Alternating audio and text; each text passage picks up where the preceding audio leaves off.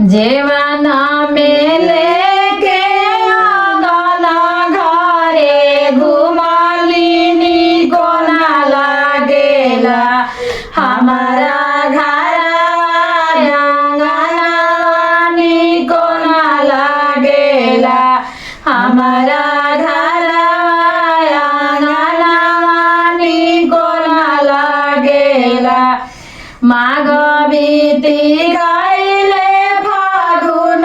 बीती गईले चैत मासवा एगो आइले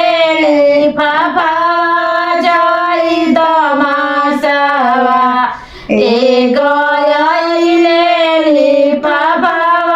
चैत मासवा हमारा ही घरवा में बाड़ने का देवर बबुआ चिठिया बाज के सुनाई तो देवर बबुआ चिठिया बाज के सुनाई तो देवर बबुआ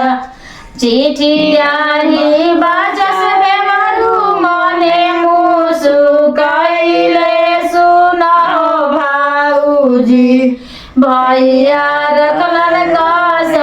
बिनिया सुनाओ भाऊजी भैया रखलन का बिनिया सुनाओ भाऊजी होके दो बिहाना साया फटे दो मुहे सवा देवर के भेजबो बगसर बजरिया देवर के भेजबो बगसर बजरिया देवर के भेजबो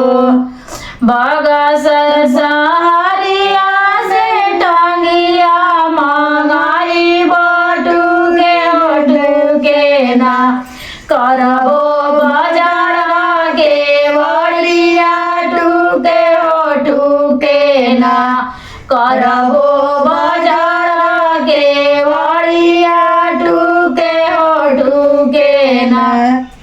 एक हाथे धरबो में पिया के झूलू पिया दूसरा हाथावा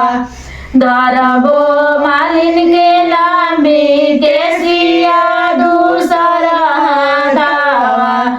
धरबो मालिन के लांबी के सिया